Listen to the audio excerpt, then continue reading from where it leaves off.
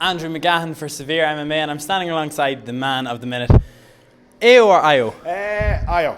Ayo Daly. Ayo Daly. Ayo, I've seen you fight 3 times now, more impressive with each fight, and the time also decreases with each fight, I think. That was only 90 seconds tonight. Hopefully, well, the last fight against Kevin Booth, I was told that was about 90 seconds as well.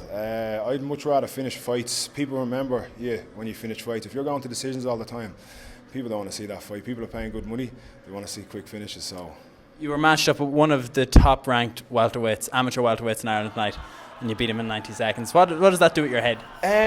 Obviously it makes you feel really good because Paul, to be honest with you, not many people know this, but I've seen all of his fights. I've been down in Cage Gods last year. I fought there, I watched his fight. Even in Cage Contenders, I watched him there. I watched him in Rumble of Rush as well. I see a lot of his fights and I have an awful lot of respect for the guy. I know he's got serious power, and I was working with a boxing coach the last couple of weeks trying to get myself ready for. And at the end of the day, my jiu-jitsu is where I started and my jiu-jitsu is where I'll end. I'll look to finish fights as quick as possible, and my jiu-jitsu can do that.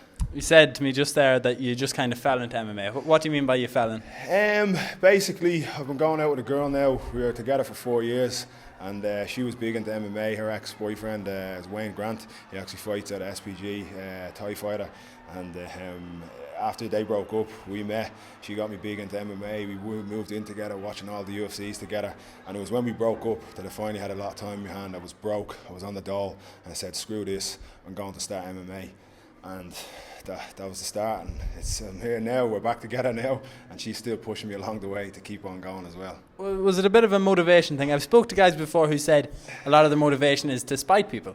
Yeah, a little bit, because I think even when I used to play football when I was a kid, and even when I was a kid, I think people used to not respect me or give me the what I deserved and say, look, he's a good footballer. And now, I mean, I'm 6 fights in, 5 undefeated, well, 6 undefeated, and I hope that this gives me people give me my props where I think it's due.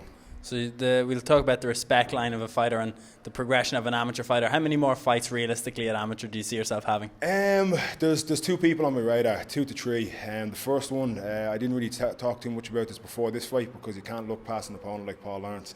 I have a fight up north for Underdog Promotions on March 1st. That'll be for a title. And then Tommy Hogan just had a massive win last week against Ayo Daly. He was considered the top in Ireland. I think I want to fight Tommy Hogan some point next year. Had a chat with him earlier.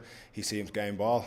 Paul Cowes, I think, would like that to happen too. So hopefully next year. Who's the fighter on Underdog Promotions? His name's Cian Tolland. I believe he's 4-2. I think he fights out of Extreme. Now, I beat Jared McKee last year for this title, and he also is from Evolve, I think it is.